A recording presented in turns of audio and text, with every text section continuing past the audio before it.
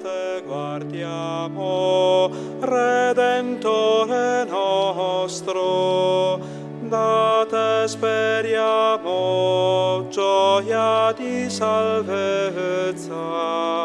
Dopo la celebrazione del mercoledì delle Ceneri nella Basilica di San Marco e della Messa dalla Madonna della Salute, Antena 3 e Rete Veneta continueranno anche domenica 8 marzo a far arrivare nelle case dei veneti le messe a cui in questo periodo di emergenza non è possibile assistere di persona. E così anche quella di domenica, che il patriarca Francesco Moraglia celebrerà dalla Basilica Veneziana del Santissimo Redentore, verrà trasmessa dalle nostre emittenti a partire dalle 11 del mattino.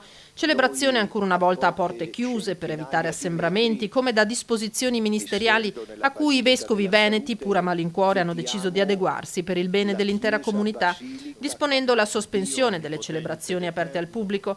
Anche in occasione della seconda domenica di Quaresima, quindi, ci sarà la possibilità di seguire comunque la messa in diretta da una chiesa molto cara ai veneziani, quella, come detto, del Redentore alla Giudecca.